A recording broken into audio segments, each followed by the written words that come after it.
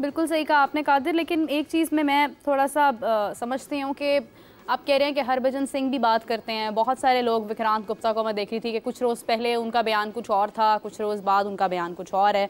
अब definitely India में रहने वाला कोई भी शख्स जो है वो आई डोंट थिंक सो कि इस हद तक आज़ाद है कि अगर वो चाहता भी है कि क्रिकेट पाकिस्तान में हो और इंडिया पाकिस्तान जाए तो वो कह नहीं पाएगा। एक गवर्नमेंट का प्रेशर होता है, बिल्कुल होता है। लेकिन कादिर, जो भी लोग बात कर रहे हैं अभी पाकिस्तान के मुतालिक के, इतना खुल के वो बात कर रहे हैं कि उनको कोई डर नहीं है, कोई खौफ नहीं है, उसकी रीज़न कहीं ना कहीं ये भी है कि जब हम जिस वजह से हम वहाँ पर मौजूद हैं, मतलब अगर हम क्रिकेट को देखते हैं तो हम क्रिकेट में ही बहुत पीछे जाते जा रहे हैं। जब आप खेल में इतना पीछे होते हैं, जब आप मुसलसल इवेंट्स हारते हैं, टूर्नामेंट्स हारते हैं, तो फिर आई थिंक सो कि आपको उस तरह से रिस्पेक्ट मिलती भी नहीं है। आपके पास वो चीज़ कहीं ना कहीं आप में कॉन्फिडेंस कम हो जाता है बात करने का। अगर हम वुमेंस क्रिकेट की बात करें या मेंस क्रिकेट की बात करें या किसी भी फॉर्मेट की बात करें, तो हम मुसलसल तो हारते आ रहे हैं, तो फिर तो आप आई डोंट थिंक सो कि एक कॉन्फिडेंस रहता है आप में बात करने का। देखिए मेरा पाकिस्तान की जो बैटिंग है, पाकिस्तान की जो बॉलिंग है वो वर्ल्ड क्लास है, पूरी दुनिया जानती है। हार जीत खेल का हिस्सा होती है। हम लोग बांग्लादेश या श्रीलंका से बुरे नहीं हैं, हम लोग अभी भी उनसे ऊपर हैं।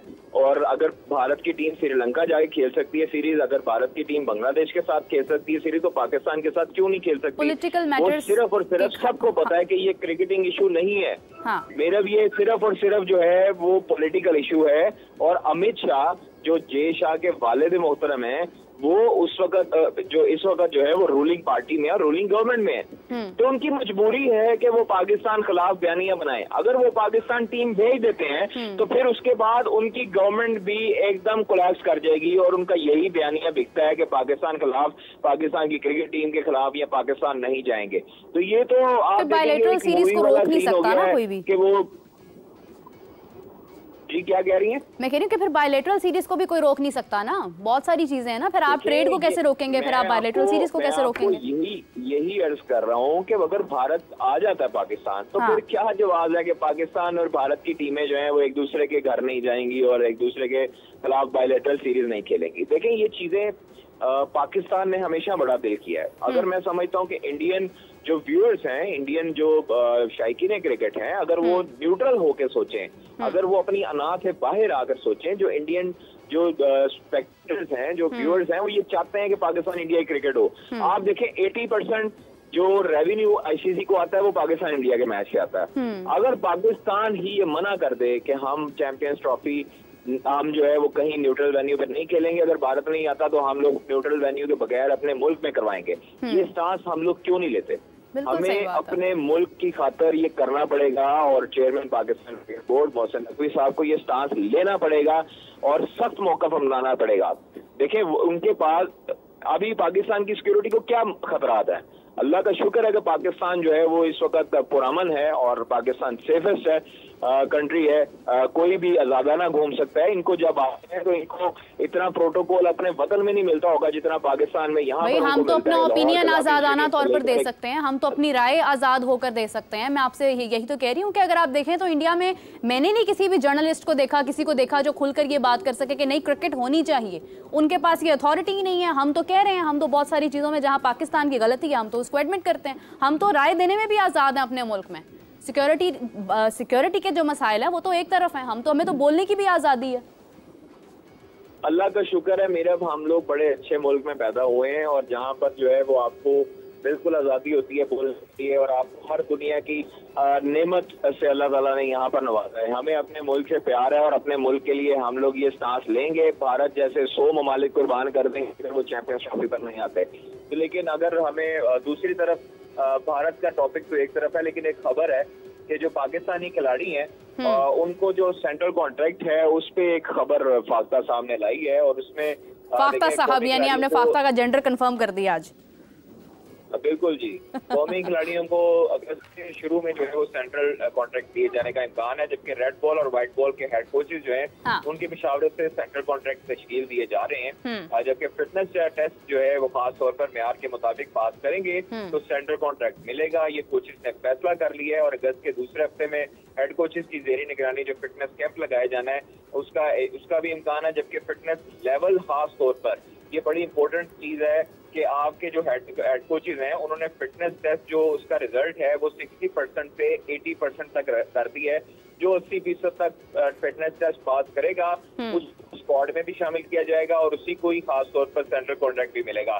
तो ऑल फॉर्मेट के जो प्लेयर्स हैं उनको एक कैटेगरी में ही रखने का मशवरा दिया गया है ये हेड कोचेस की जानिब से, जिसमें बाबर आजम है, शाहीन शाह अफरीदी हैं, मोहम्मद रिजवान है। लेकिन एक खबर ये भी है जो जराए हमें बताते हैं कि नसीम शाह को प्रमोट किया जा रहा है और ए कैटेगरी में उनको भी लाया जा रहा है। तो 4 प्लेयर्स ए कैटेगरी में होंगे, जबकि वर्ल्ड कप के बाद जो है वो बोर्ड सोच रहा था कि खिलाड़ियों की तनजली की जाए ए कैटेगरी से, लेकिन हेड कोचेज ने मशवरा दिया कि उनको एक ए कैटेगरी में रहने दिया जाए। जबकि शान मसूद और उसके साथ साथ हारिस रऊफ और फखर जमान जो है वो बी कैटेगरी में शामिल होने का इम्कान है। जबकि शादाब खान को कारकर्दगी की बुनियाद पर, नाकस कारकर्दगी की बुनियाद पर सी कैटेगरी में भेजा जा रहा है और शादाब खान को मौका देने के हक में हेड कोचेज एक मरतबा फिर और डी कैटेगरी में भी बड़े पैमाने पर रद्द-ओ-बदल का इम्कान है। जबकि मोहम्मद नवाज और इमाद वसीम के लिए जगह बरकरार रखना सेंट्रल कॉन्ट्रैक्ट में मुश्किल हो गया है। और इसी के साथ ये तमाम तर तफसीलात थी सेंट्रल कॉन्ट्रैक्ट की। मैंने कहा मैं अपने व्यूअर्स को और तमाम तर जो क्रिकेट शायकीन हैं जो समा के प्लेटफॉर्म से हमें सुनते हैं देखते हैं उन तक पहुँचाई जाए। नहीं, thank you very much. Definitely एक बहुत ही इंपॉर्टेंट चीज़ थी, शेयर करना बहुत ज़रूरी था। कादिर, जिस तरह से अब इनको कैटेगरीज के अंदर डिवाइड किया जा रहा है, अगर कल को इन्हीं प्लेयर्स को इन कैटेगरीज को मद्देनज़र ना रखते हुए अगर इनको सिलेक्ट किया जाता है आगे टीम में, तो भी सवालात उठेंगे।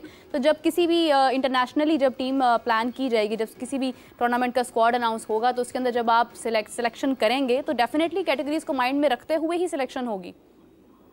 देखिए, अभी जो मैंने आपको बताया ना कि ऑल फॉर्मेट में मुराद है कि वनडे, T20 और टेस्ट, इन तीनों फॉर्मेट में जो प्लेयर होंगे वो 4 प्लेयर ए कैटेगरी में हैं और उसके बाद इनकी परफॉर्मेंस हर साल रिव्यू की जाएगी। अब जो सवालात होने हैं वो सिलेक्शन कमेटी से ज्यादा हेड कोचेस से होने हैं और कप्तान से होने हैं, जिन्होंने उनको खास तौर पर सजेशन देनी है और सिलेक्ट करना है और इनके म्यार के मुताबिक उनको अंदर ग्राउंड में प्लेयर जो है वो खिलाना है। तो आप देखेंगे ये अब जो चेयरमैन ने तमाम तर इख्तियारात सिलेक्शन कमेटी के हाथ में भी रखे हैं और इसके साथ साथ हेड कोचेस के हाथ में भी रखे हैं। तो हेड कोचेस दोनों जो गोरे कोचेस हैं वो प्रोफेशनल हैं, वो अपनी अपनी फील्ड के माहिर है और भारतीय टीम को भी उन्होंने 2011 में चैंपियन बनवाया हुआ है महेंद्र सिंह धोनी की कप्तानी में। तो गैरी कर्स्टन जो है वो बड़े उम्दा कोच हैं और उनका बड़ा तजर्बा है। जैसे गिलेस्पी बहुत अच्छे कोच हैं, वो भी आ रहे हैं। और उसके बाद बांग्लादेश सीरीज के हवाले जो स्क्वाड है वो भी होगा। और इसके साथ एक जो और खबर अपने व्यूअर से शेयर करना चाहता हूँ जल्दी क्योंकि आपका मैं बहुत टाइम दे रहा हूँ मेरा। बांग्लादेश की क्रिकेट टीम जो है वो 7 अगस्त को, बांग्लादेश ए की जो क्रिकेट टीम है वो 7 अगस्त को इस्लामाबाद पहुंचेगी और बांग्लादेश के हालात की वजह से टीम की रवानगी मुतासर होने का इम्कान नहीं है, बांग्लादेश क्रिकेट बोर्ड ये कह रहा है। और जबकि बांग्लादेश ए जो क्रिकेट टीम है वो 6 अगस्त को शेड्यूल के मुताबिक पाकिस्तान के लिए रवाना होगी और बांग्लादेश टेस्ट टीम सीरीज के लिए 16 अगस्त को पाकिस्तान के लिए रवाना होगी। जबकि बांग्लादेश टेस्ट स्क्वाड 17 अगस्त को इस्लामाबाद पहुंचेगी और पाकिस्तान बांग्लादेश पहला जो टेस्ट है वो 21 अगस्त से पिंडी स्टेडियम में खेला जाएगा। जबकि बांग्लादेश ए टीम 2 4 रोजा और 3 वनडे मैचेस खेलेगी। और इसी के साथ साथ बांग्लादेश ए सीरीज के लिए के जो मैचेस हैं वो इस्लामाबाद में ही होने का इम्कान है। जबकि पाकिस्तान क्रिकेट बोर्ड ने ताहाल मैचेस के वेन्यू का ऐलान नहीं किया और बांग्लादेश ए के खिलाफ सीरीज के शेड्यूल का ऐलान किया जा चुका है। जबकि पाकिस्तान शाहीन और बांग्लादेश ए के खिलाफ पहला 4 रोजा मैच 10 अगस्त से खेला जाएगा। क्या बात है, जबरदस्त। Qadir, thank you so much for joining us. बहुत शुक्रिया आपके वक्त का।